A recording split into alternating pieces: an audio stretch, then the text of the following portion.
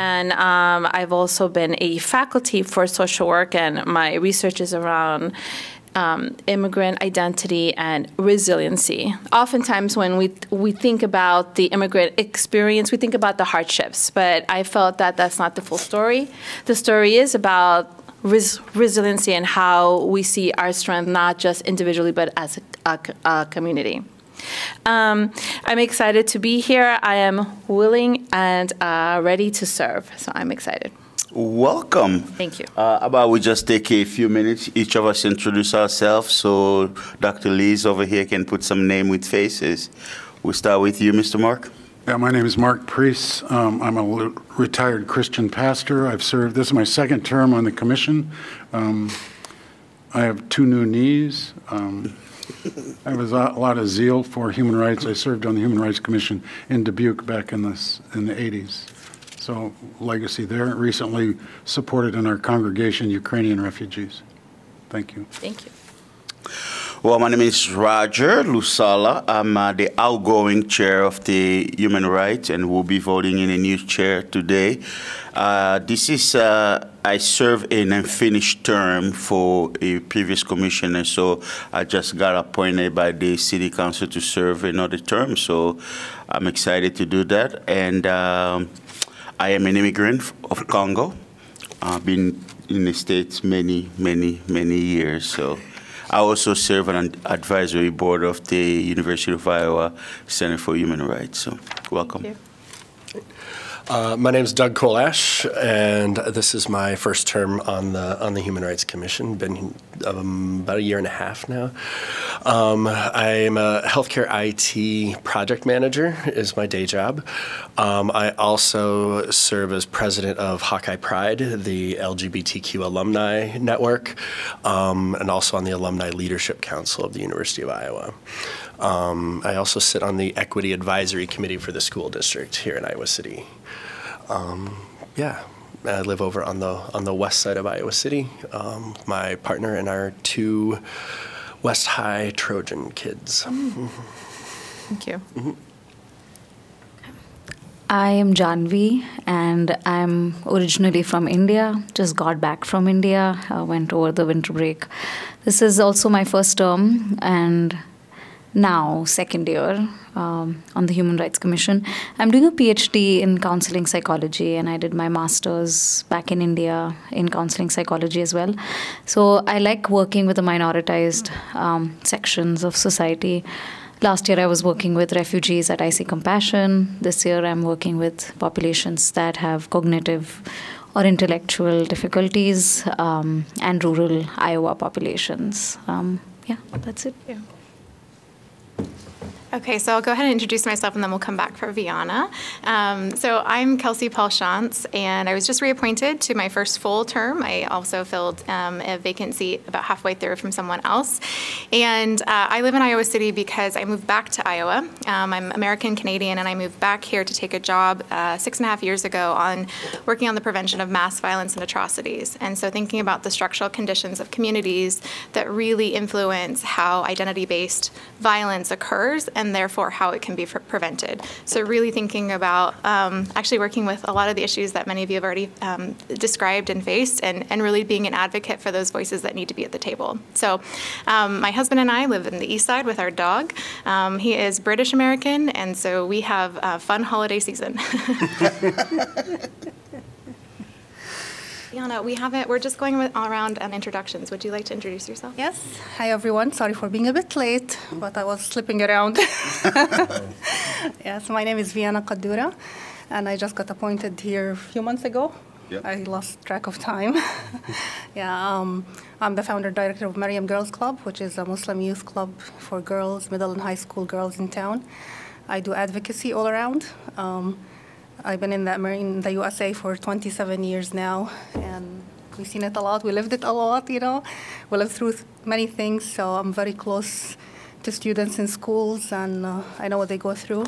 So I've been working closely with the school district as well, trying to end any propaganda against minorities, against, Muslims and Arabs and people all around. Beside that, I'm a board member for the Islamic Center in Iowa City, Al-Iman Center. and I'm a board member on the Coralville Food Pantry. What else? Sorry, I'm just taking my breath. Yeah, so I love being around people and learning about their needs, and I always look forward, to help them or assist them in any way.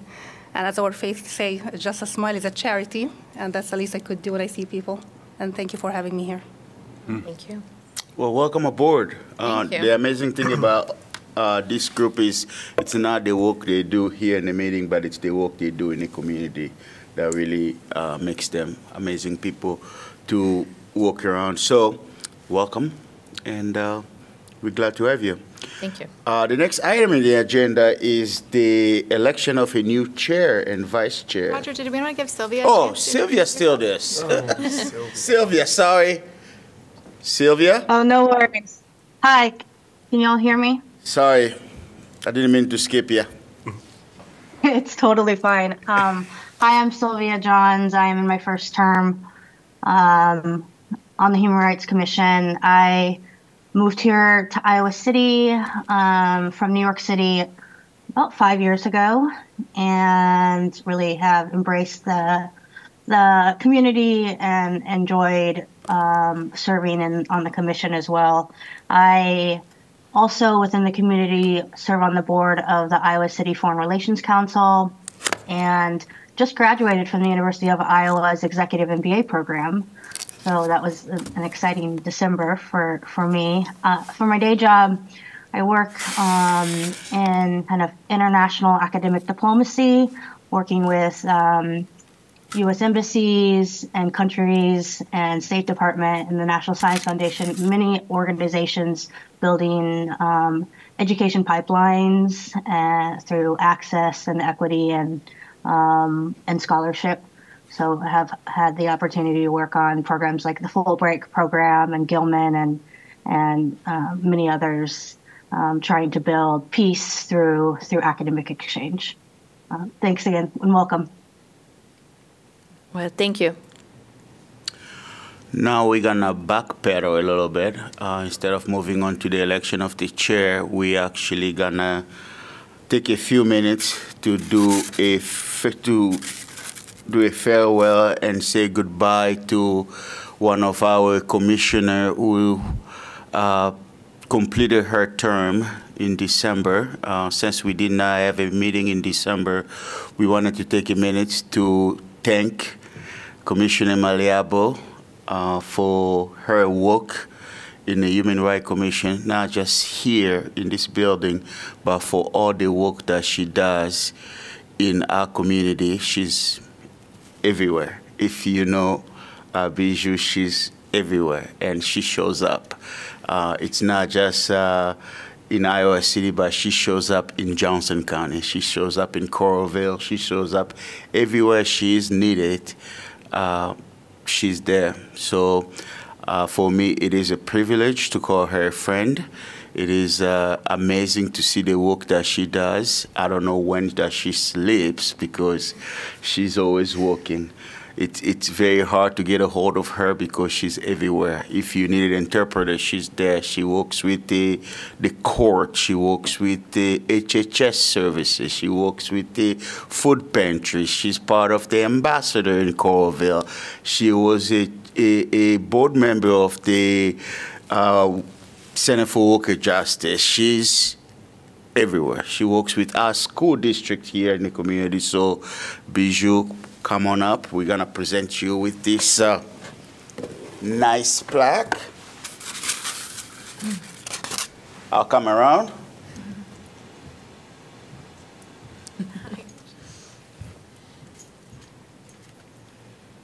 So on behalf of the Iowa City Human Rights, we'd like to thank you for your dedication and all the work that you do to advance the causes of human rights and to make our community, our world better.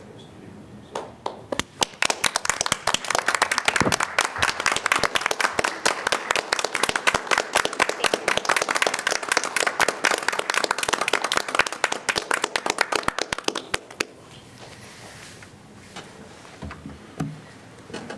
Beach. Picture, so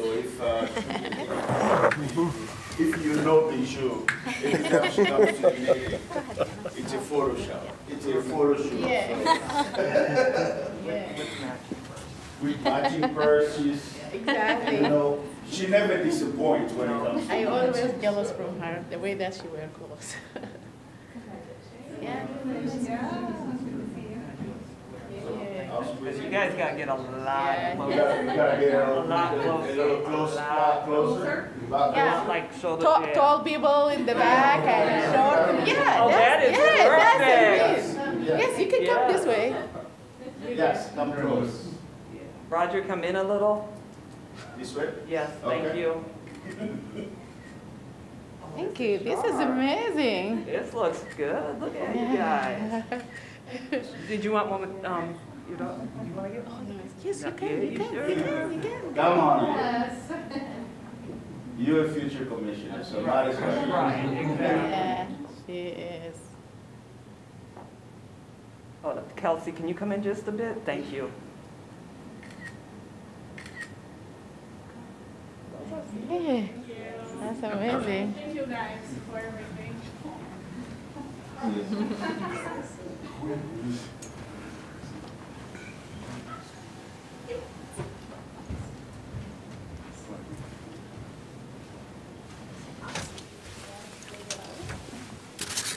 Here's the box, Bijou.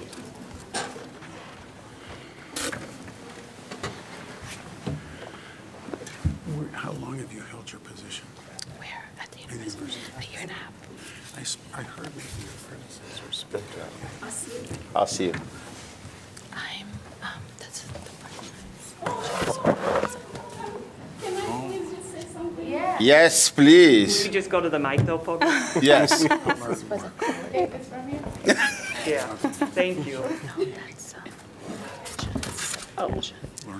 I would like to thank you guys for all the wonderful work that you guys do, always do. I've worked with you guys here and other outside of the commissioners. So thank you for standing up for the people that are not here to stand up for themselves. Thank you for being the voice for the community. Thank you for keeping the government into their toes. I would like to especially thank Stephanie. I don't know why I'm crying. Stephanie, thank you. I know she doesn't like to be seen or whatever, but she does amazing work. I think she is, they say, the glue to, I don't know what it is, but I feel like without her, the city cannot function because people go to her all the time. Thank you. I come to you for advice, and you're more than amazing. You do great work, and I'm coming back to the city to let them know that they need to know how much you do and give you a raise. Beside working for the city, you're a good person to talk to and give me advice and also guide me in other things that I didn't know. So I appreciate you a whole lot. And I appreciate all of you guys. Thank you. Thank you, Bijou.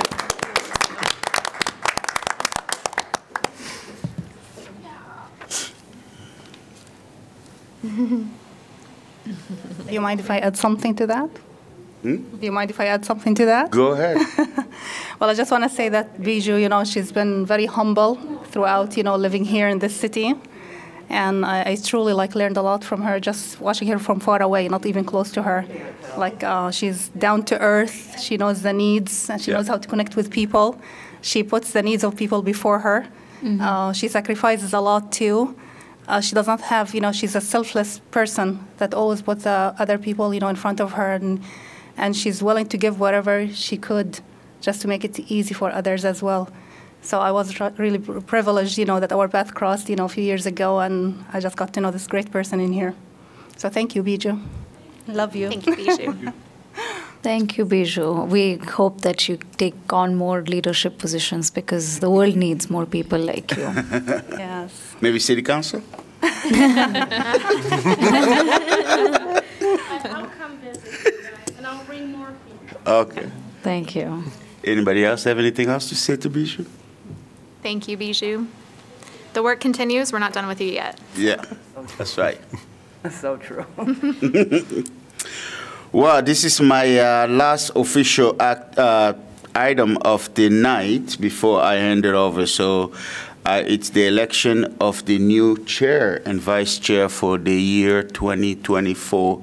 So I will entertain a motion and a nomination for the role of the chair. I nominate Doug Kolash as chair. Doug Kolash as chair. I second. Well, go ahead. Sylvia, go ahead. I second that nomination. Nomination of Doug Kolash as a chair by Mark Priest and second by Sylvia John. Any other nomination? I'd also Sylvia. like to nominate Kelsey Paul Shantz for chair. You also like to nominate Kelsey for the chair as well? Mm-hmm. We can't hear you, Sylvia. Yes. So we have two nominations for the chair. We have Doug, nominated by Mark, second by Sylvia, and we have Kelsey, nominated by Sylvia. So I'll second that. Mark will second for Kelsey as well. So now we need to have the vote. We can just do by raising hand, or do we write down? No, you can do it by hands. We can do by vote. So all in favor of having Doug as the chair? I have a quick, just process-related question. Stephanie, in our bylaws, would it allow for co-chairs? Or do we need to pick one or the other? The bylaws do not state a co-chair. Okay, so chair and vice chair, yeah. Chair and vice chair, that's what I remember. I would not accept a nomination to chair, but I would entertain a nomination to vice chair. That's part of Robert's Rules Law. You do. So Kelsey has declined nomination for a chair, but I will nominate Kelsey as a vice chair. Thank you, Richard. Second. Second by Mark. So then I guess we have one nomination for a chair and one nomination for a vice chair. So all in favor of Doug as the chair for the year 2024, say aye. Aye. Aye. Oppose? That motion is carried. Doug is the new chair of the Human Rights Commission. Congratulations. Thank you. And all in favor of Kelsey as the vice chair, please say aye. Aye. Any opposed? That motion is carried as well. So Kelsey is our new vice chair. Doug is our new chair. Congratulations, Mr. Chair. Thank you, sir. Big shoes to fill. Now, you can take over from right here. All right. Great. Well, thank you, Roger, and thank you, everyone. It's my pleasure to serve as chair, and I'm excited to work with Kelsey as vice chair as well. So, looking forward to a great year. Yes. Of course, we'll do a. If I could just have you two take. You two go right over now? there, take a picture, and we'll be on the background. Your leadership starts right now. You get to hit the ground running.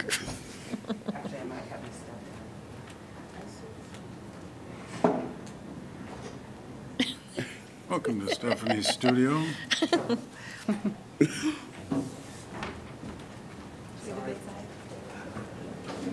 Roger, I guess we're never background.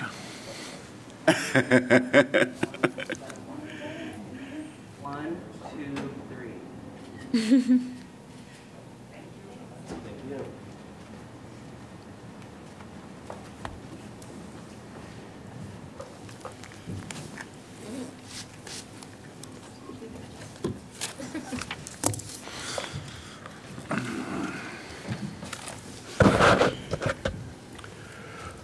Okay. Item number 5 on the agenda tonight, reading of the Native American Land Acknowledgement. Do we have someone who wants to read that tonight? I will volunteer. All right, thank you. We meet today in the community of Iowa City, which now occupies the homeland of the Native American nations to whom we owe our commitment and dedication. The area of Iowa City was within the homeland of the Iowa, Meskwaki, and Sauk. And because history is complex and time goes far back beyond memory, we also acknowledge the ancient connection of many other indigenous people here. The history of broken treaties and forced removal that dispossessed indigenous people of their homeland was and is an act of colonization and genocide that we cannot erase. We implore the Iowa City community to commit to understanding and addressing these injustices as we work toward equity, restoration, and reparation. Thank you, Roger.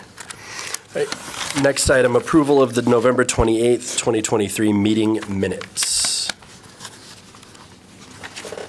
I move to approve. Motion to approve? Second. Second. All in favor? Aye. Aye. Aye.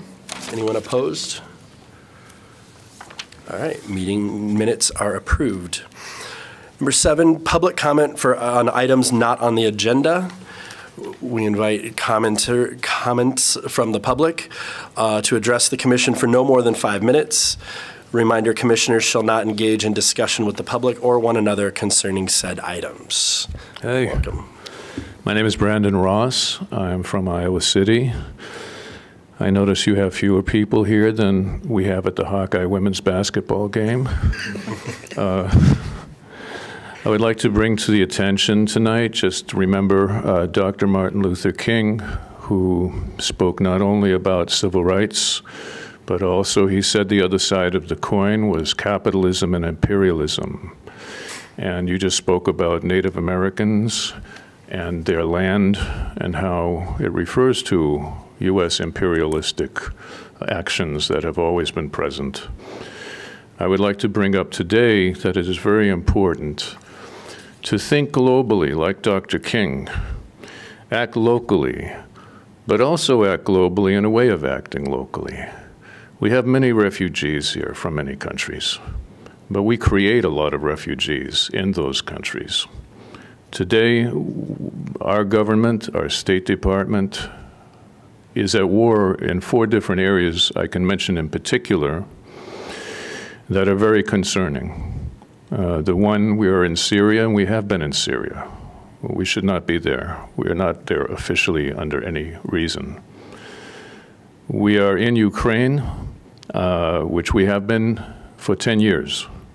We have sent $100 billion in arms to Ukraine.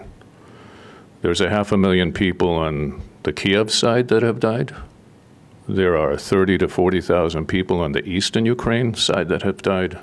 And there are probably another 40,000 Russian people who have been involved who have died.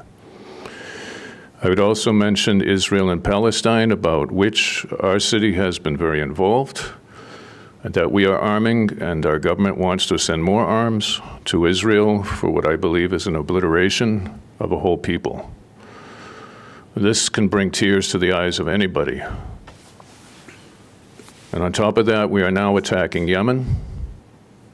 And regarding Yemen, they have not attacked anybody. They have protected people. And we are not following, our government has violated not only many international laws for all of these particular involvements, but also we are violating our own laws. There is something called the War Powers Act.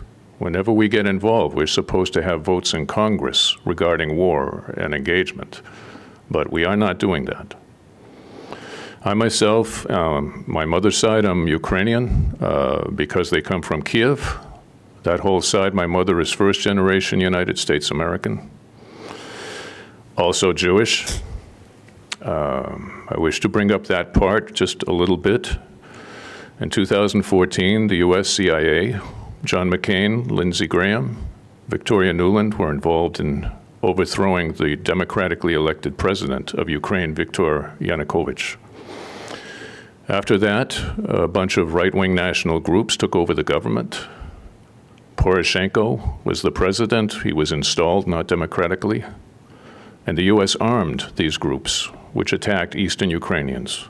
By 2019, UNICEF put out a report that 500,000 Eastern Ukrainian children were in grave danger for their lives. This was unheeded. We didn't even hear about it in this country. 20,000 people died out there. Over 2,000 children died out there. 2019, Poroshenko left office with only 9% approval rating, the lowest in the whole world. Zelensky was elected, but did the same thing. The U.S. continues to arm that same regime. In 2022, after that regime had 3,000 violations, over 3,000 violations of the UN for ceasefire, Russia, on February 24th last year, not last year, but 2 years ago, entered to protect the Eastern Ukrainians. Now, the U.S. narrative is very different, and we know what that is. And then, when Ukraine and Russia was going to negotiate, in March, the U.S. sent an envoy, which was from England, to go out there, and the negotiations were canceled, and then we appropriated $100 billion in arms to send there. I'm a Ukrainian American, so I'm speaking to this. But I'm also Jewish. I speak about the Palestinian situation, too.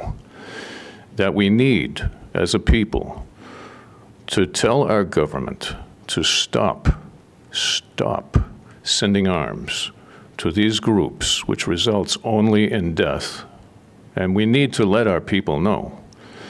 And locally, I see everybody of so many different colors and ethnicities and, backgrounds and where you come from here. I think this is our message that we have to bring. We are in a dire circumstance. People are being obliterated. Nuclear war could be around the corner because the U.S. does not like Russia. And this has always been the case. So I just ask you, I make an appeal to you as I make an appeal to the community in the spirit of Dr. King.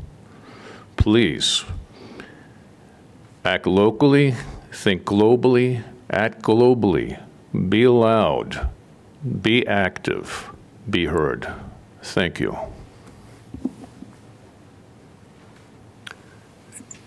Thank you. Other comments? Okay. Then we'll move on to the next item, correspondence. And it looks like in our packet we have a couple items. Iowa City Foreign Relations Council hosting a speaking engagement, which I believe was this morning, right? Today's the 23rd? Yeah. Yeah, okay. Yeah, that was at the library, the Working with Refugees. Mm-hmm. I had registered but didn't attend because of the weather. Yeah. I don't know how the attendance was. Did anyone get a chance to attend? No? Okay. All right. Let's see. And then the next letter is from NALI, Asian Pacific Islander American Public Affairs Group. Stephanie, do you know any more, have anything to add to what we see here? Only if commissioners are interested in attending to let me Okay. know. I can get them registered. Yeah, because they have an event coming up on February 11th. Okay. Which last year was a great event, so if you get a chance to attend that event. I'm going to miss it this year, but it was Yeah, an I got amazing my event. tickets for that. Huh? I have my tickets for that. Good. I got them through Stephanie. Awesome. It's going to be a Super Bowl day. Yes. Yeah. We'll be in the right place. The Lunar New Year celebration? Yeah. Mm-hmm. Okay. Fantastic. All right. Okay. Then moving on. Updates on outreach and engagement by the police department. So, because of the holidays and the weather, this is, well, historically just a slow time for us because we're doing a bunch of end-of-year reports that we have to have kind of cataloged for the chief and the city council and things. So as far as outreach, we haven't done a whole lot. Everything was getting canceled when it's 20 below. Yeah. Royce-Ann canceled the Martin Luther King event and parade. We have some mandatory trainings during this time. We call it our match training. So a lot of the officers and me are in mandatory trainings. We did get Katie. We have one full-time mental health liaison. We were trying to replace that second full-time. We did get that replaced. She's up and going. So we have a second shift. Joa, she's Joa too, comes to us with some extensive background working with juveniles, which, we're getting juvenile suicides, juvenile runaways. And so what she brings to outreach with that is just, it's going to be tough if she ever leaves, that's going to be tough to match that.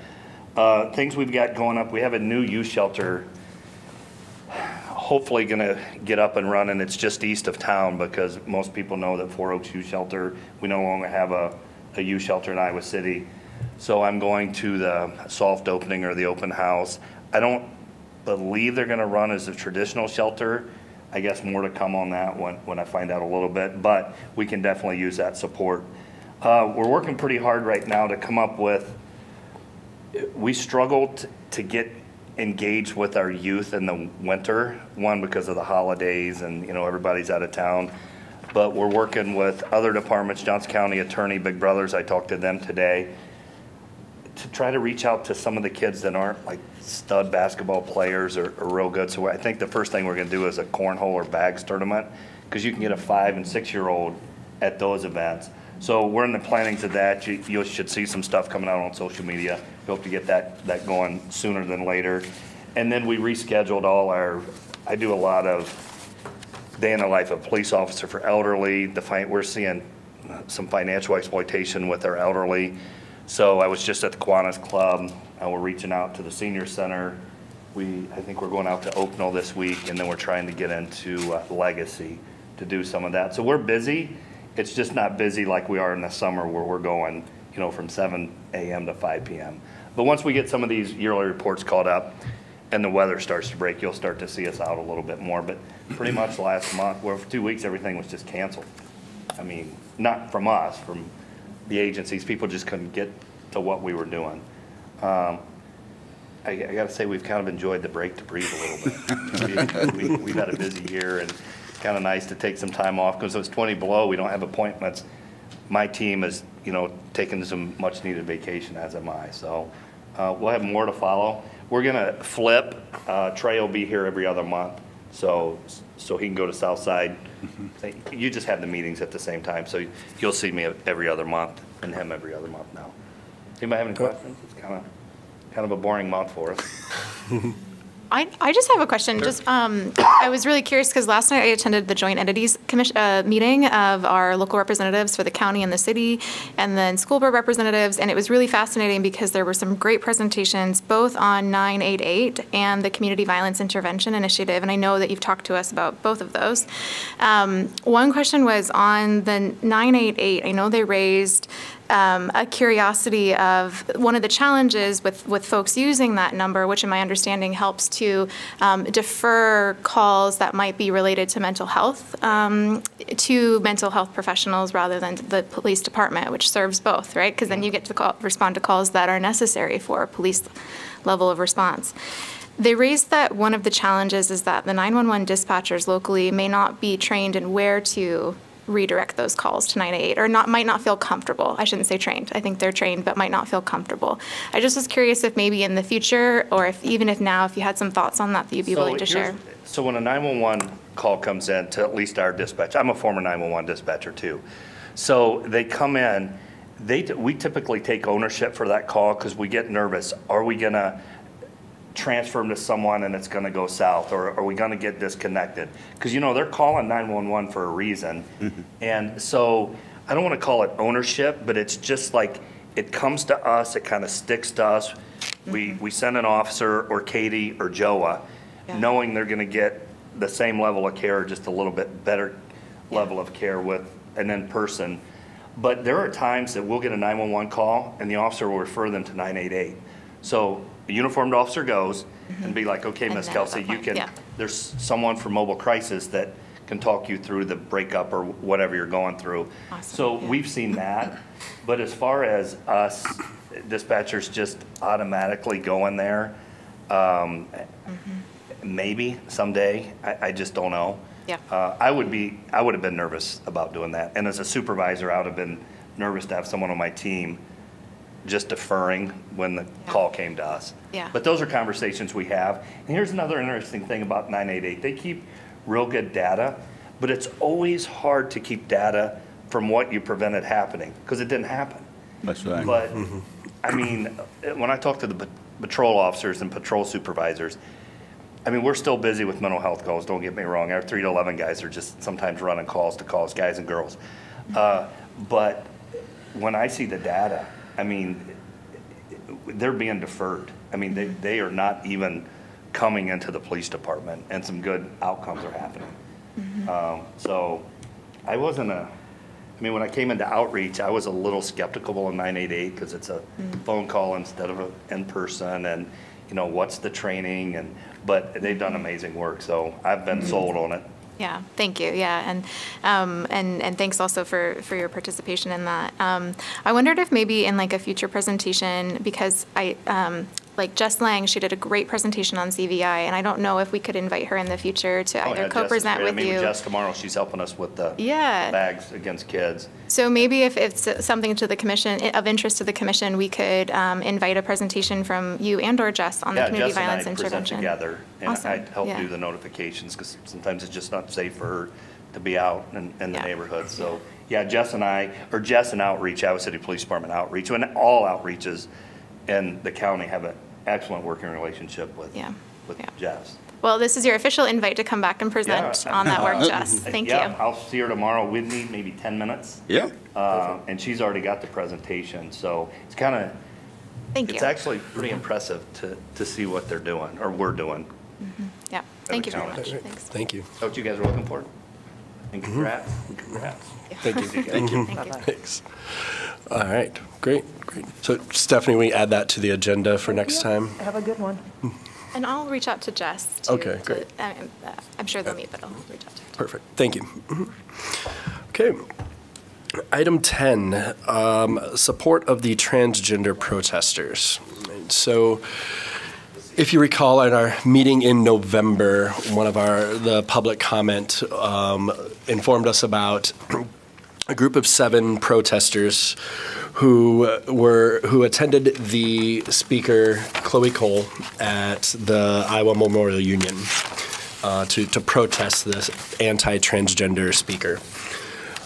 They were, and the statement is up on the screens. If you want to start reading that, we'll discuss and approve it. But a month later, they were arrested for their participation in the protest. All 7 identify as transgender and non-binary. And so they came asking for support, asking for solidarity, and both Kelsey and Sylvia helped me, and the 3 of us have kind of been spending some time looking into this. I met with the head of public safety at the University of Iowa, the police department who oversees the UIPD, who made the arrests. Met with a couple other city officials and county officials who were looking into this as well. And so this statement is kind of a product of all of that, the discussions with multiple parties, Kelsey, Sylvia, myself, City Councilor Burgess, and County Supervisor Fixmer Rees. So this is the statement then that has been drafted and submitted for us to discuss and vote on here tonight. So we'll give you a couple minutes to read through that.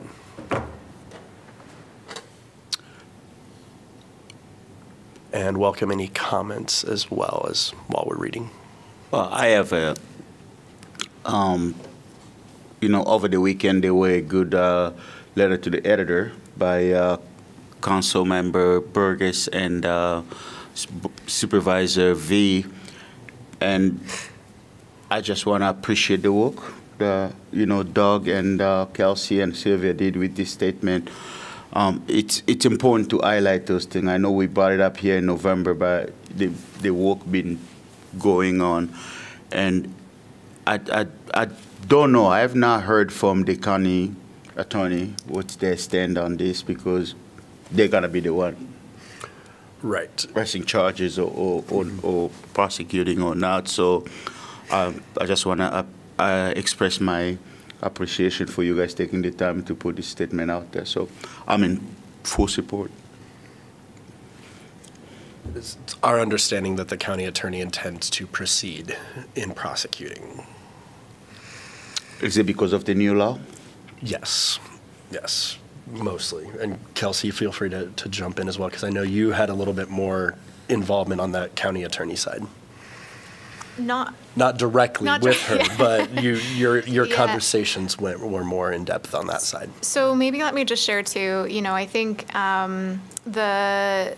the op-ed that you referenced, Roger, I think also kind of describes for those who are local representatives, some of the conversations that they've had on this issue, and kind of referencing why pressing of the charges. And so I think that's also a complementary resource with this statement, and this statement echoes it in many ways, and I would fully support it, and do fully support it. And thank you, Doug, for doing it and leading that effort.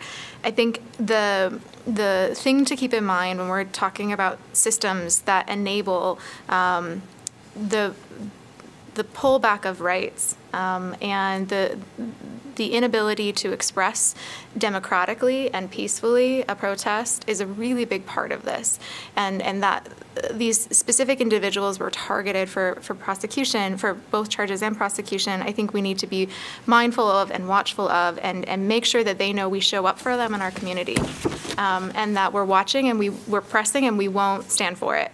So I would just say too, and this echoes some comments from our public comment earlier today, there's a lot of power in voice. There's a lot of power in saying no further, because the process of authoritarianism, the process of human rights being pulled away from us, it happens slowly, like being boiled like a frog is the example, right? And you never jump out of it. Now, I'm not saying that we're at that level yet necessarily in Iowa City, but I do think we need to be supporting our activists as well as our just regular community members as they're facing these challenges.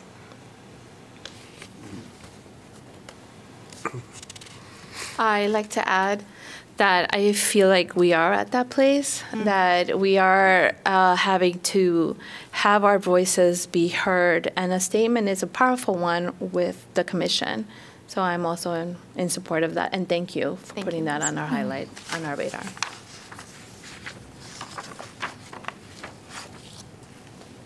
Thank you for writing and bringing this. Yeah, thank you. Really, really appreciate it. How would you like to go forward, Doug? Do you need a resolution? You need it. Just, we would put this up for a vote to approve a motion to approve the release of the statement. So move. Our second. Okay. All those in favor of releasing this statement? Aye. Aye. Aye. Anyone Aye. opposed?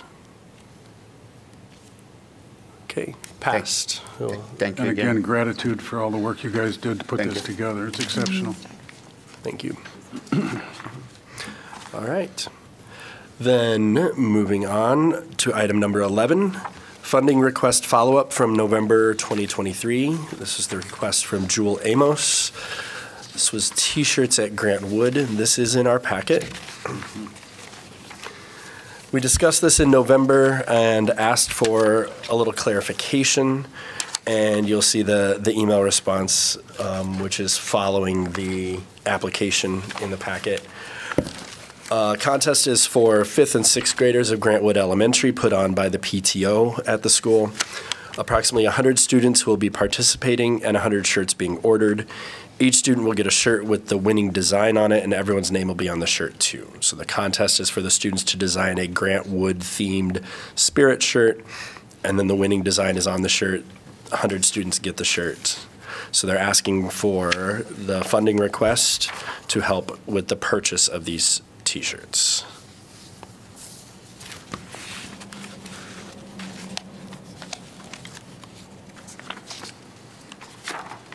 thoughts or comments?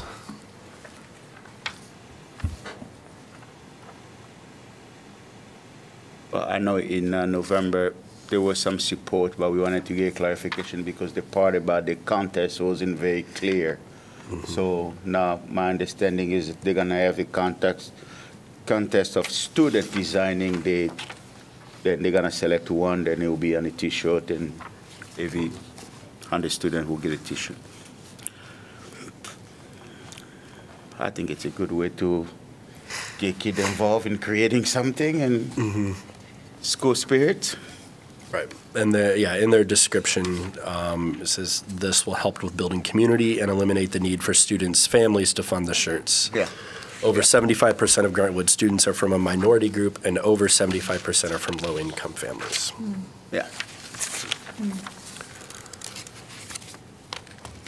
I like any other comments or? I would just note that I hope that the approval of funds, I'm supportive of approval of funds for this project. I recognize too that this is the maximum amount that can be requested, but doesn't quite fill that gap needed to pay for all of the T-shirts. So I hope that with this effort, if we approve, that it would still be able to go forward and at low to no cost of the families participating. Yeah. I think they had they had other entity also sponsored getting the shirt at a discounted price, and yeah, I believe their T-shirt vendor was giving them some discount. money from Hills Bank as well. So right. Yeah. Okay. I hope it moves forward. All right. If there's no further comment, we can entertain a motion to approve. So move. Do we have a second? I second. Okay. All in favor? Aye. Aye. Opposed? Aye. Motion carries. We will award that $250. Okay, item 12, the big one, the racial equity and social justice grant submissions. It's the big one, but it's the fun one. It is the fun one, yes, it is. So everyone has in front of them the grant applications for this year's racial equity and social justice grants. So we will be reviewing those, and then there's a second binder, second notebook that we have that is the rubric that we use. So as you will read through these, we evaluate them based on that rubric, and then we'll come together and discuss and go through those and determine who will be awarded those grants. And I will turn it over to Stephanie for the logistics and timeline on that and conflict of interest check. So for conflict of interest, I think. I have a comment on that. Okay, go ahead. Yeah. In early January, I was asked to join a council on the GIC Incorporated. It's regarding the supporting local businesses. I have not attended any meeting, and according to the city attorney's office, there is no conflict, no legal conflict. And I also believe I can be a fair and impartial in being able to judge the merits of the GIC application. Perfect, thank you. And then the only other commissioner that the city attorney had spoken to about potential conflict is Commissioner Ishmael, who will be, he's conflicted out, so there'll only be 8 commissioners participating. Another thing just to note, because this may come up, there is one submission that was after the deadline. Of course, that's up to you as a body to determine whether or not you want to move forward with that submission. I don't think that needs to be decided tonight. I think when you meet to go over the grants, you can at that time decide if you want to. It's in the packet? It's in the packet, yep. I didn't alter it at all. The grants give the date and time they were submitted, and they're also in chronological order. The link was still active on Saturday when they submitted it, so they were due by 11:59 on January 5th, and this one was submitted Saturday afternoon, I want to say like around 4:30 p.m. So. But just so you know that, because you might get emails or notes from other organizations who would notice that, obviously, because they're public record. And then what the commission did last year is they held a separate meeting to go over the grants, just so you don't have a really long monthly meeting. Yeah. And so if it's okay with everyone, I can kind of send out a poll to see what dates work best for everyone, either that last week in February or first week in March. That'd be great. Sounds good. The requirements say that you need to get a recommendation to the city council no later than March 31st. Yeah. So, Okay. and since you have, is it 29 submissions?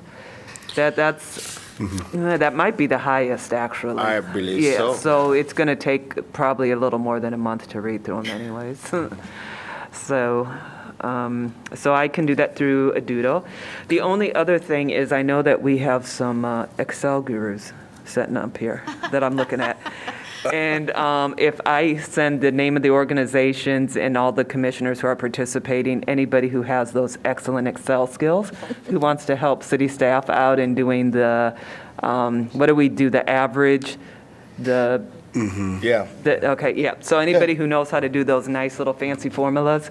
Yeah, I remember Okay. we had two experts. Okay, I'm seeing some fingers getting pointed, so, but that would be much appreciated, and I'll just send out the Excel sheet to those who I think have been identified, and that would be very much appreciated if somebody could help out with that.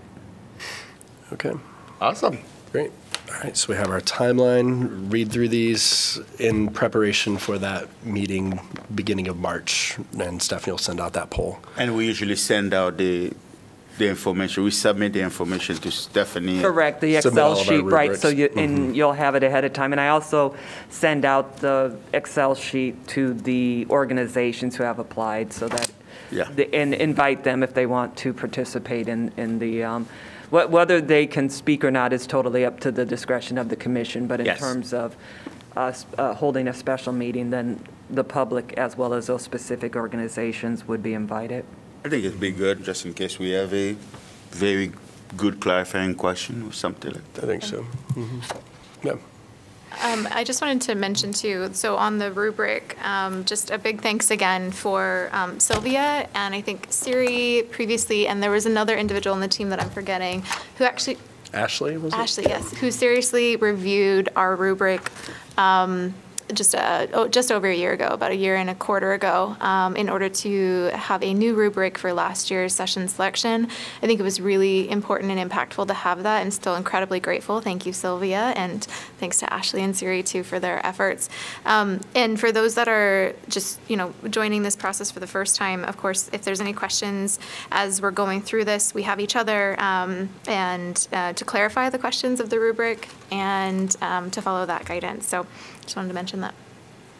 And thank you, Kelsey, also, what you mentioned made me, so if anybody has specific questions, for an organization, then you can just send the note to me, I'll send it to them, and then I'll send the question or the inquiry along with the response to all the commissioners, so that everybody has the same information.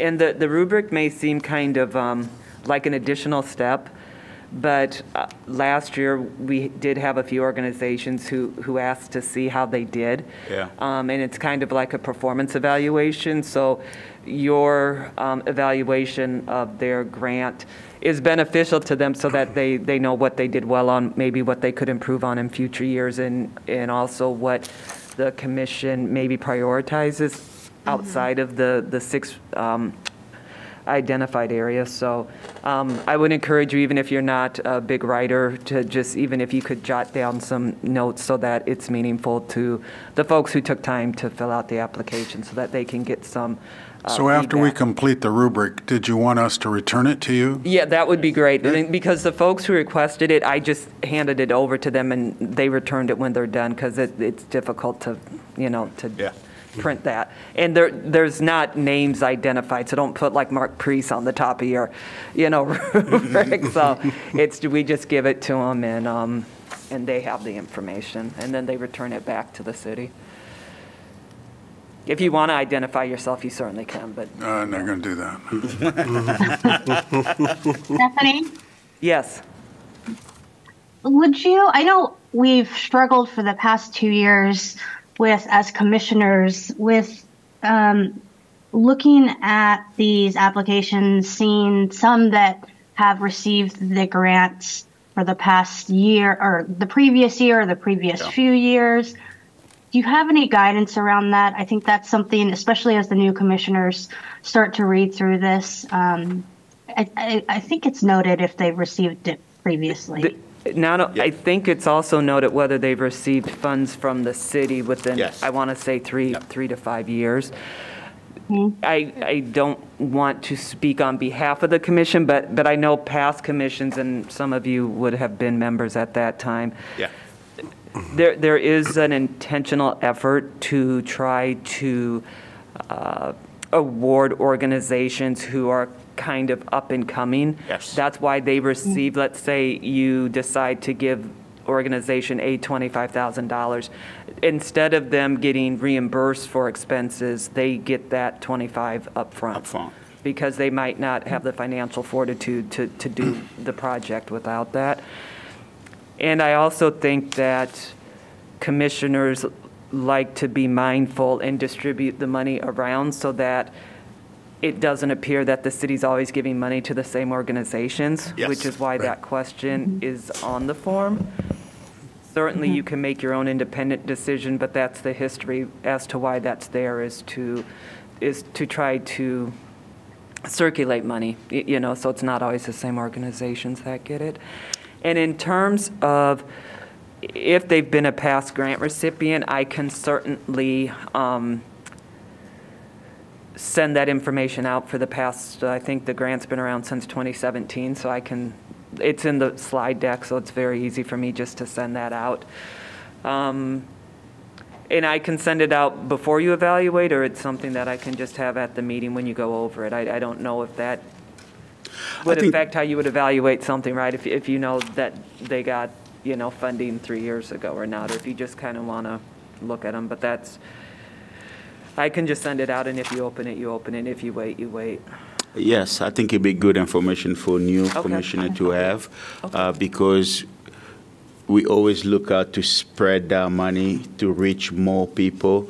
And one thing that we always try to avoid, the money becoming a budgeted item for organizations, something that they put in their budget and depending on them. So we always wanted to make sure that we highlight new projects and new organizations that are coming out with some amazing things. So, and we do know that we have a lot of nonprofit in the area that are getting money from the CDBG or the city or AIDS to agency on a regular basis.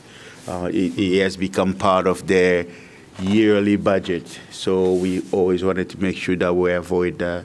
I think there's also kind of, if an organization is coming 2 years in a row, it has to be for the same project, the continuation of the project that they got money before. So it can't be one project last year, one project this year. It has to be the continuation of that project, so we're not just funding. So those are things that we have to be mindful, because, you know, if you're looking at all those requests, it's a lot of money. We only have 100,000. We even got 200,000 last year because we requested the city council to increase it, and they increased it by 25,000. So we want to make sure that we are really addressing those needs out there. So I think it's good for new commissioner to have the history of organizations that have gone, because I know there's, just at a glance, there's organizations that have applied again that they only have gone the last 2 years, well, if not 3 years. Yeah, I will say that was helpful. Last year was my first year, you know, evaluating these, and knowing that was helpful. The other thing to know is we do have discretion in the funding. Yeah. So even though they might request 25,000, we can award 5, 10. Yeah. You know, we can, you know, slide that amount too. So can I, like, how did you make a note of how much you think is appropriate? Or I think it's based on the application. Sometimes they highlight what they need to, they need this much money for this and this for this. Then we look into maybe funding one of the project instead of the whole thing. Because I know, organization can request up to 25,000, but sometimes they include multiple projects in there. We can highlight that we'll fund this. We won't fund. I know we have done that before for many organizations. I think last year we funded a smart board for one of the organizations, but we didn't fund. We didn't fund the instructors or something. Yeah. Right. And, I also think that we, for another organization, we funded. Maybe they asked for maybe 1,000 cultural ethnicity food. We say we'll fund 200 because.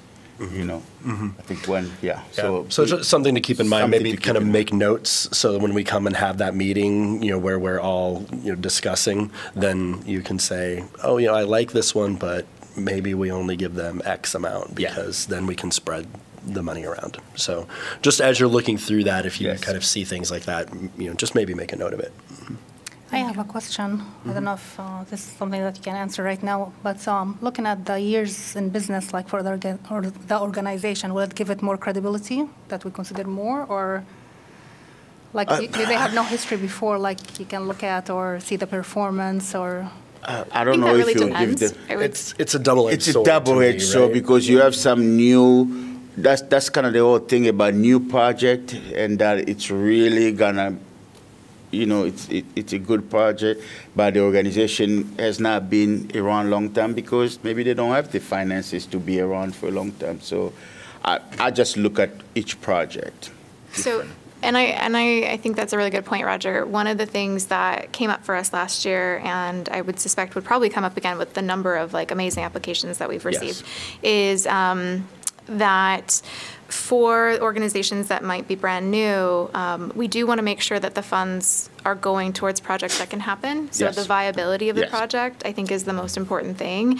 And that might vary for different new institutions or new organizations, right? So that viability aspect for me, personally, when I'm looking at these is most important, or one of the most important things, because ultimately we're tasked with choosing grant recipients that will make an impact in racial equity and social justice. Yes. And then I had another point. I lost it, but maybe it'll come back. I have another point. For being in a nonprofit for so many years, another piece that I always look at is sometimes those organizations that they've been around or they have a bigger budget, they also have a grant writer on the staff. So their application looks flawless because somebody professional does it. So then you have another application, they're just starting out. I remember when I took over a nonprofit, we didn't have a grant writer. So I wrote the grant. It wasn't the best grant, but the content was there. So I always look at, with our history in mind, do they have an amazing person funded just for writing grant? Or is just that this is the best you're trying to put to explain their project? So. That's a good point. Yeah, there is a little bit of kind of reading between the lines. Yes. Like, is the project solid and it's maybe not expressed as well as others, or are there some flaws in the project? Like that, there's a difference there. Yeah. Sylvia, in the past, you've given us like a boundary. If it was a public institution that applied. They can't be primary applicants. Yes. Thank you. Yeah. Now, I'm looking at the requirements. It does say it has to be a new project. Yeah. Am I reading that? Yeah, we focus on new projects and Got it. then a continuation of the project. Gotcha. So. And that's a good reminder that, every grant has the rules right there. So it's the start to each one. It's right there. So The reality is that you have so many nonprofits out there. They are all in, fund crunch, and they're not looking at. They're just looking at. It's a grant. I'm gonna apply for this grant. So. Can I raise a question actually on that level. Stephanie, this might be for you, and I'm absolutely certain the question is past its prime for this budget cycle. But as the, we've had $100,000 from City Council allocated for the last few years, as we're thinking even about the increase in just how much value money still holds year over year, are we ever able to go back to them and ask for more money or adjust that total amount? Especially with the number of applications. Yeah, I mean, the commission has the ability to do that. I mean, when you send up this recommendation, you can always just add a note that said, you basically, because I think when the total is just a little under $500,000, with the request for this year. So, yeah, you can point that out and, Thank you. Thanks. And we did, and they came back and they gave us an additional $25,000 because they do their budget ahead of time, but at least they pull it out of some kind of discretionary fund, and so. Oh, they approved it for that year already then? Yes. Yeah, okay. Yes, we had 75,000, and we had so many projects, so we asked them for more. They went back, added it 25,000, and added it to the next year. So. Okay, that's good to know. So we had, so we can always request. I always say the worst you can get is a no. Exactly, right? Exactly. Okay. Thank you. I also had a follow-up question with regards to the submissions. So because we're giving the money up front, do we ever go back and see if the money was used in a certain way? I mean, I do remember those packages last year with those organizations, but I did not see the split up of the money. It was just pictures of what was done. So they provide a written report. They're required to give a written report. Okay. Yeah. That's helpful. Thank you. All right, other questions, discussion on the grants? But no one go in person, like to follow up? No one goes in person to follow up on those organizations? Oh, we do too. We did start this past year. This past year, we started matching commissioner with organization. Okay. So then you become kind of the liaison, you attend the event, and so. Because unfortunately, I'm sure lots of people, they're going to good at writing. They might write something that might unfortunately not be the case. So when we decide who we going to award the grantee, then we'll also decide which commissioner will be a liaison for. Right. And I do, just to point out, even the last item in our packet is from a grant recipient from last year, and the Neighborhood Centers of Johnson County and their Unity University. So that last bit of correspondence in our packet there is a direct result of one of the grants from last year. So, okay. All right, happy reading. And if questions do come up, feel free to reach out to anyone who has done this before. Sylvia, Kelsey, Mark, Roger, myself. All right, item 13, Hijab Day, February 1st. And Viana, did you want to speak to this? Yes, so we have this lovely poster in front of you. So this is going to be our second year partnering with Coralville Public Library. So much gratitude for them, because they are the first official formal organization that they stood with us, and then they welcomed the idea. We have Samira Abdullah. She's the community resource navigator at the library. It's a new position that just she got appointed, I think, a year and a half ago to 2 years. So we were entertaining the idea. And last year, just I think like 2 weeks or 10 days before the event, we decided on it. And the Coralville Library, they gave us the approval and the funding too, to sponsor the event. So with Mariam Girls Club, the girls that the club that I run, we organize, we come with ideas, different stations for the things. It's mainly about bringing awareness to the most crucial, fundamental piece of cloth on this earth. Imagine, it's just, I don't know, it's just sometimes it's funny even to talk about it, because, how could just a piece of cloth, just define a person when it's only a hijab, a head cover, but any other piece of cloth, it does not define you, except the head cover. So we're not claiming here that we are more pious or we're more, we are all sinful people. We're not superior to any other people. The only thing we're going to bring to the community is awareness through education, through experiences, through even just a communication, a social, social informal environment where they can speak to a Muslim whether she's wearing a headscarf or not, because we're not oppressed, we're not forced to wear this. We've been dehumanized for many decades in the U.S., unfortunately, especially within the educational institutions. And I've seen it firsthand. My kids, they've seen it too. The people I work with, they have the same, they share the same thoughts they have and they lived through it too. We just want to voice ourselves. We have to write our own narratives. No one can always just feel or write their own Western, biased narrative to fulfill whatever they are after. We are here, we have voices, and we have loud voices too. We can speak to ourselves, we can define who we are. There is cultural biases as well, and unfortunately, it's global cultural biases. And sometimes people are confusing this with spiritual and religious aspects as well. And that's need to be cleared, even for the educators themselves, for community members as well. So not every time they see me, they think I am, as I was called before, Osama bin Laden's friend. Or that my parents forced me to do this, or my husband will not marry me if I wasn't wearing this. We are blessed that our faith is not by the sword. Our faith is by, if our greeting is in our faith is peace be upon you. It's a smile. Is that you have to welcome anyone with a smile. How could we be aggressive toward each other, a family member or something, and oppress them and force them and deny them their rights? So as a female, as a Muslim lady, I just want to speak my voice, let other Muslim ladies speak their voices. So this is the first event in the area, and I think in all of Iowa, to be honest with you. Like I asked many people in different cities, and we have the population in Iowa is different than other states as well when it comes to Muslims, communities. So I contacted the Iowa City Public Library as well, but I'm still awaiting to hear from them. I just read the email, so hopefully in the next 2 days, we might do a station in the, the public library, on the Iowa City Public Library as well. But if you'd love to come over, we're gonna have, for the ladies, the female by birth, we have hijabs for them to try on, to experience, you're not gonna lose your hair, nothing's gonna happen. It's just to feel, what does it, what does it take to put this scarf on? And some people, they took the challenge last year to go outside and wear it even for a few hours or for a day.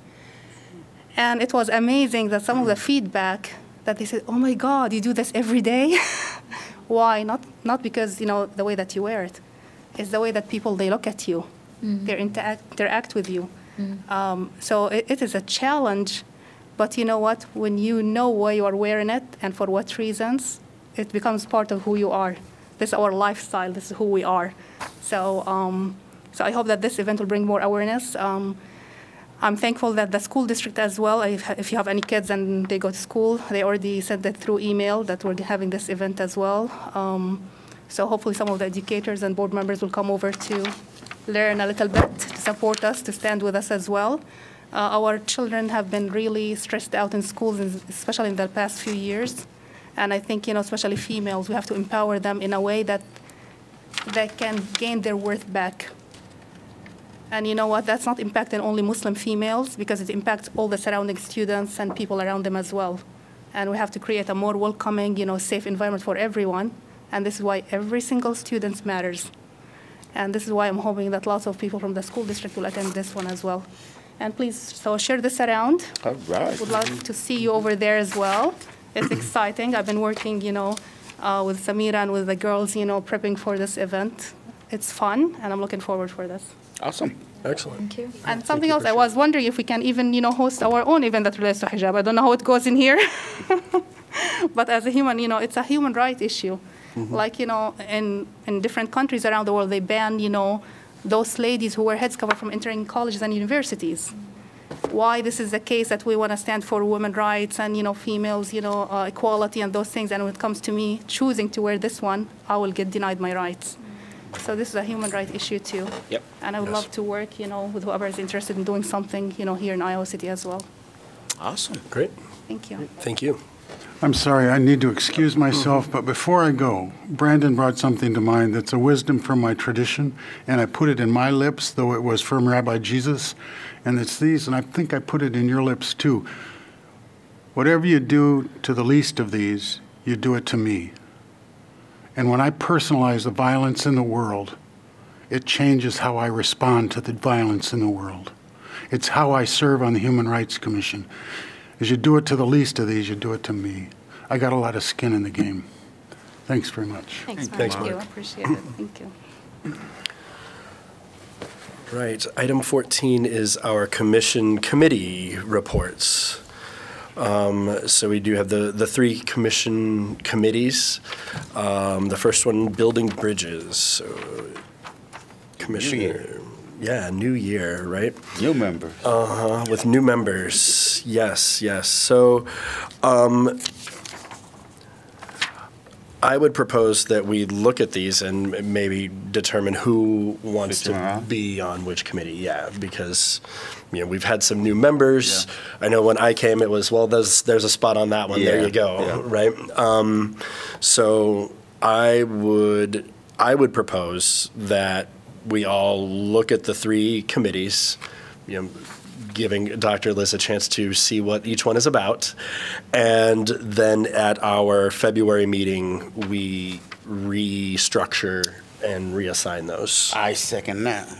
And the information is in the book. In the strategic plan book. So tells you Awesome. I really like that because I think sometimes we get stagnant, so we need a new, fresh. Right, yeah, and I think we kind of saw that towards the end of the year where every committee was like, meh, nothing this month, nothing this month, right? So I think that might give us a chance to kind of look at that and with some fresh eyes and maybe rethink what the goals of some of those committees are.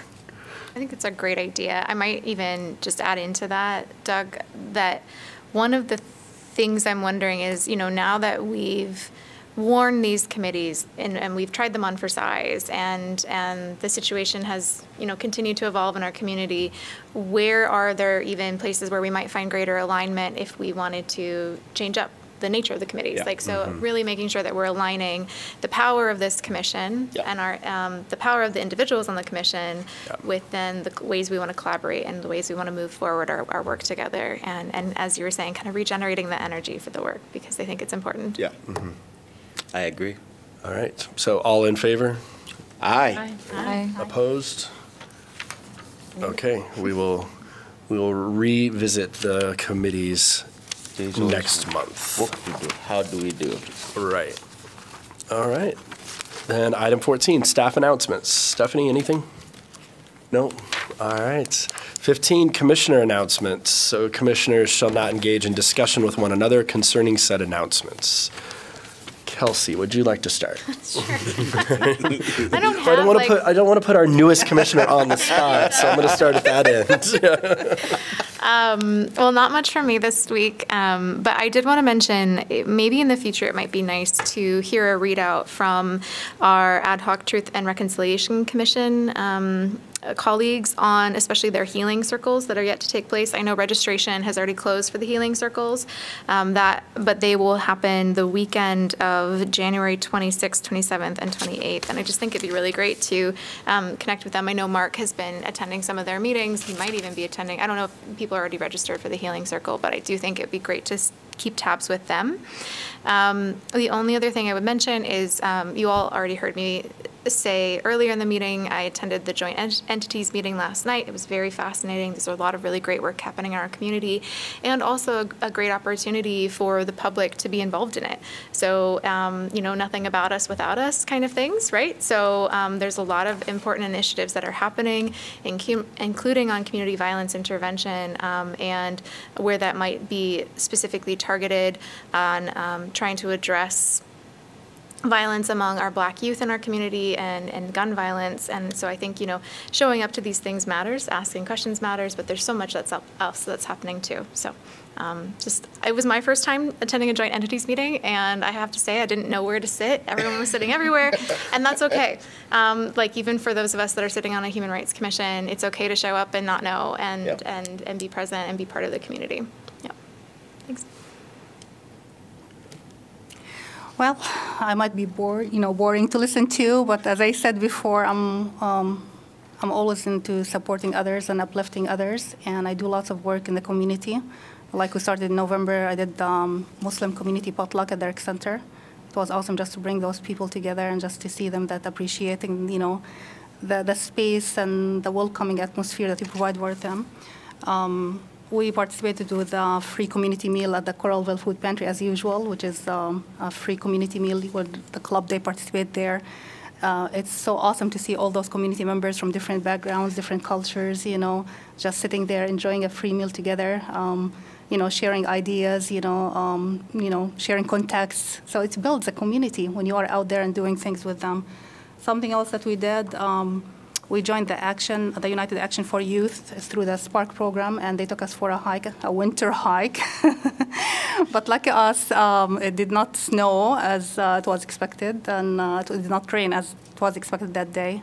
And Dustin and the partner he had, I forgot her name, I apologize, but they did a wonderful job of providing the girls with an adventure that they just, you know, felt relaxed, you know, connected away from the tech world and away from, you know, the chaos of this, you know, the city within the city limits. During the MLK, the Coralville Public Library, they did a speech. They read the speech of Martin Luther King Jr., and the club participated by one of our girls reading part of the speech. So that was the highlight for her, being, you know, next to the state senator and, Megan Foster and Mitch Gross and Haihan and other people, wonderful, and Bijou was there too. So that, imagine leaving those little girls, you know, just standing there and reading and being with us, that's going to resonate with them. Yeah. I think I was part of this community. Even if I'm Muslim, I was with a head cover. I stood among those people and I was part of them. So it might, you know, seem little bit that we're doing here and there, but believe me, you know, the impact I've been seeing, and the feedbacks even. It's been wonderful. Last event we did, we participated with the Rec Center for the Winter Fest that they had at the Extreme Arena, and we were volunteering over there. And just seeing those girls, you know, integrating them within the society and just being around people and just finding themselves that we are part of this country, this country, and we are a fabric of this society, you know, we are just, you know, connecting with each other. So it's awesome just always to be out there and doing something with them. We will never stop. We're going to keep going. So if you have anything that they can volunteer, they can do things for the sake of the community or the sake of empowering our students and our, you know, youth. We're willing to be there and help out. Awesome. I can go. I don't have much. Went back home. So I just joined the Telepsychotherapy Clinic, which is a new mental health site, a new project. It does therapy for free if you have Zoom, and they have money for interpreters. So if people don't speak the language, they don't require insurance or anything like that. So especially for people who cannot afford therapy, if you have any recommendations through the organizations that you know, you can just let me know, and I'm happy to get them connected with a provider. So yes, this has been pretty much missing a lot in Iowa City. We have a lot of places doing therapy for people who have insurance, but we also have members in the society that don't have those documents. So those are the people we want to serve. Yeah. Yeah, that's all. Roger, you want to go? I don't have much. I know we attended the Truth Giving in November, which was great. We danced the night away and listened to some good talk, and it was good to be in that space. Cold. Yeah. It was very cold. It was very cold, but it was good. I accepted on behalf of the Human Rights the Racial Healing Day proclamation from the City Council in the beginning of this month, and also I was called out to go accept the Dr. King's proclamation at the Board of Supervisor meeting, which it was a great day to be there because there were so many people coming to talk on what's going on in Palestine. It was just a good space to be in again. So I know a lot of the Dr. King's events that was planned were canceled because of the weather, but there's still more happening. So I know the Center for Human Rights, the University Center for Human Rights, got a few events coming up. You can look it up in their website. I know the one that was supposed to happen tomorrow has been postponed, but there's just so many things going on. So you can just look it up and find it if you're interested. So. Great, thanks. And I skipped over because I was looking something up, so sorry. Yeah, not a lot of announcements. Things at home are a little better. We have finished chemotherapy and surgery in February, so hopefully things will allow me to do more than I have in the past. Good vibes. Yes, thank you. But the legislative session has started again. Yeah. Which means more targeting and harassment of the LGBTQ community. The latest bill seeks to ban any ban on conversion therapy. So not allowing cities in Iowa to institute a ban on conversion therapy, which, if you're not familiar, is the attempt to convert someone to heterosexuality. And it is a extremely harmful practice that all medical associations have condemned, but not the bill moving forward in the Iowa House is going to not allow anyone to ban conversion therapy in Iowa. The other one is preventing gender-neutral language from being taught in certain world language courses as well. So that one I need to look a little bit more into, but the trend that we've seen over the past couple of years is continuing and intensifying. So just asking for awareness and solidarity and preparing you for the rants that will be coming from me. So, yes, thanks. And with you. Thank you, Liz. Mm-hmm. Oh, yes, okay. So becoming a commissioner is a big adventure in my family. Everyone's quite excited, as I am. I'm a mom of twins who are 16, powerful, confident, young women.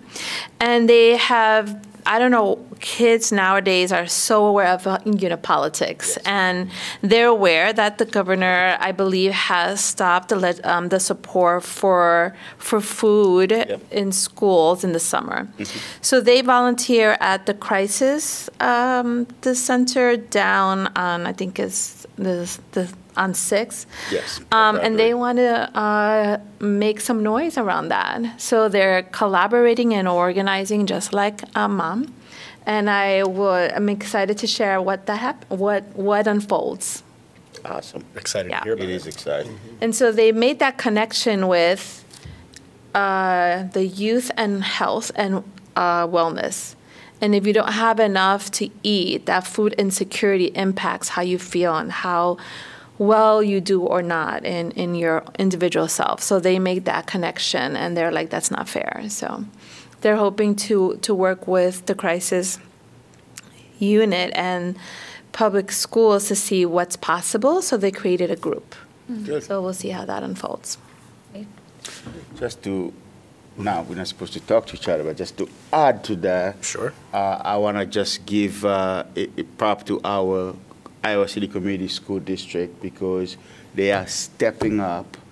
They're going to run the program this summer. They're going to find the money, run the program this summer. So now we need to keep advocating to make sure that we get that program back next year, because this year we are already late. So next year, that's $29 million that the state's giving away. Just giving away. Just giving away.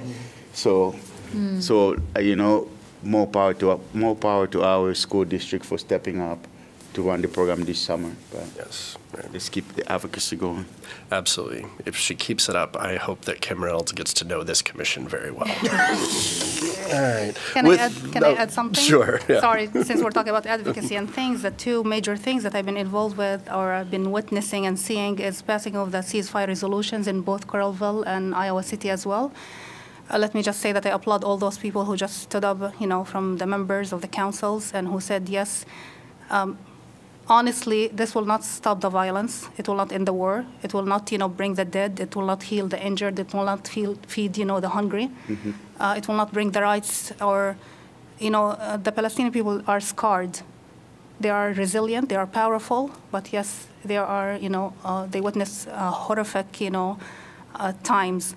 But let me tell you that at least those statements or just passing those resolutions at least bring some comfort to know that we are not silenced, that there are people who view the human rights as universal rights, that they're not standing there saying, well, if you adhering to this faith or to this country or member of this party, we're not, your life is worthless. No, they're saying that we are all equal and we all have to stand for each other. And again, whatever as citizen of the U.S., as an American citizen as well, with all my children, born here, lived here, this is our country as well. And whatever, we are involved is in other countries impacts us locally as well. So there is no denial that we have to advocate for others, even if our government are involved in those things. We're not the one who's making those decisions, but at least supporting each other and standing in solidarity and saying, yes, we hear you. We want the peace for you. We want you to live in a liberated and free, country. That it means a lot, to lots of people who are being hurt and who have even family who's experiencing this horrific, crimes overseas. So that was a big thing within, Coralville and Iowa City, and I really applaud the people who just stood, there, and who just voted for it, and who just even showed up just to stand, with all Palestinians and, from different, religious backgrounds, from different, ethnic groups and everyone. So that's what makes us, look forward to that we are a great community, and yes, we can even, work better even to be stronger. Thank you. Great. Do we still have Sylvia?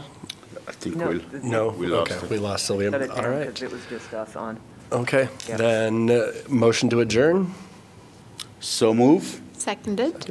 All in favor? In time, look at that. I guess we're leaving anyway. Adjourned.